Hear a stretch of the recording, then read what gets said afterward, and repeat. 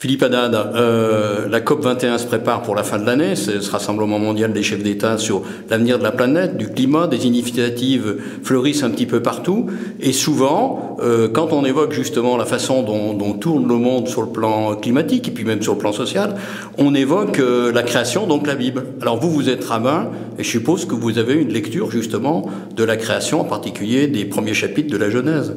Oui, lorsque Dieu crée l'homme à son image et qu'il le bénit en disant croissez, multipliez, emplissez la terre et conquérez-la. Donc la nature de cette conquête, s'agit-il d'une conquête aveugle, d'une domination, ou s'agit-il d'une autre interprétation? C'est vrai que souvent on a pris la Bible comme prétexte pour dire nous allons nous répandre et faire mainmise en quelque sorte sur le monde.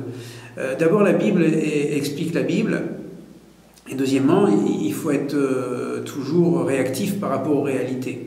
Donc la Bible explique la Bible, c'est-à-dire que lorsque nous lisons par la suite de quelle manière l'homme va dominer le monde, eh bien on voit trois métiers en quelque sorte. C'est jardinier, jardinier c'est Adam qui est jardinier, agriculteur c'est Caïn, et berger c'est Abel. C'est-à-dire la mainmise sur la nature ou sur les animaux renvoie au métier d'agriculteur, de berger.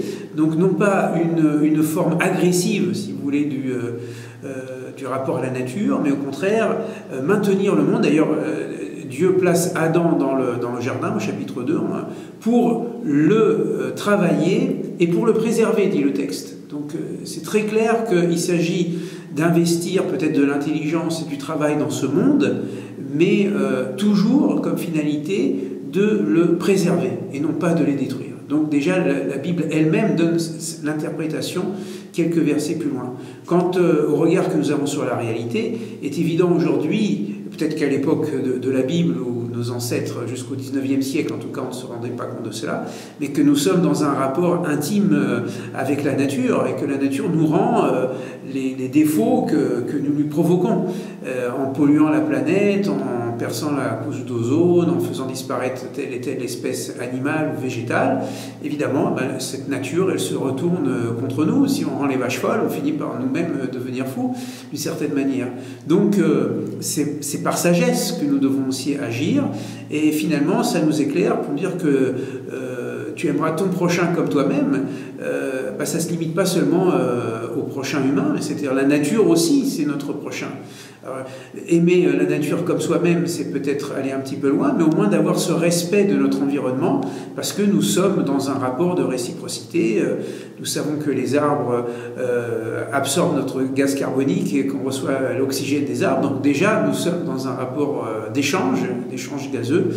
Et c'est la sagesse même qui nous pousserait à avoir une certaine retenue, une certaine modestie par rapport à cette nature qui nous permet de vivre grâce à Dieu, et en la détruisant, eh bien, nous détruisons nous-mêmes. Donc soyons sages. Ultime question, les grands responsables religieux, et entre des religions monothéistes, ont été reçus par François Hollande.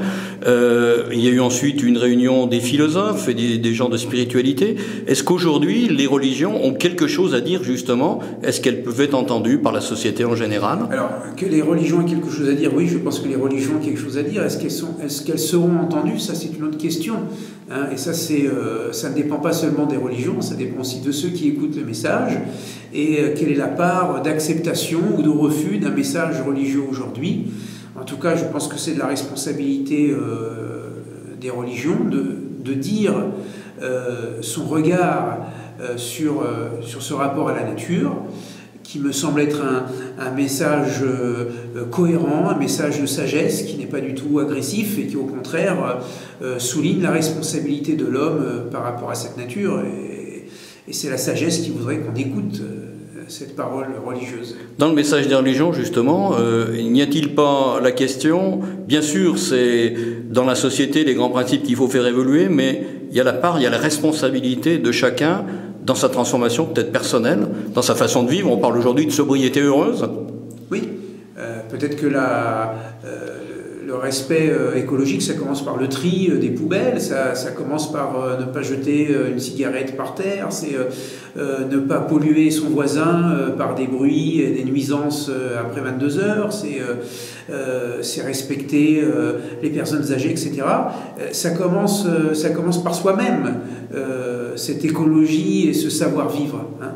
Et dans l'espérance que ça fasse boule de neige. Donc j'ai pas à attendre que la société soit transformée en disant je me transformerai quand la société aura compris. Il faut se mettre en point de départ de cette éthique de vie, hein, et puis faire en sorte que sa propre vie ne soit pas polluante de l'environnement qui est le mien, mes voisins de palier, mes voisins de rue, mes collègues de bureau, etc. Si chacun faisait ses petits pas, ça permettrait de faire des grands pas pour tout le monde, pour le vivre ensemble. Une écologie humaine. Absolument.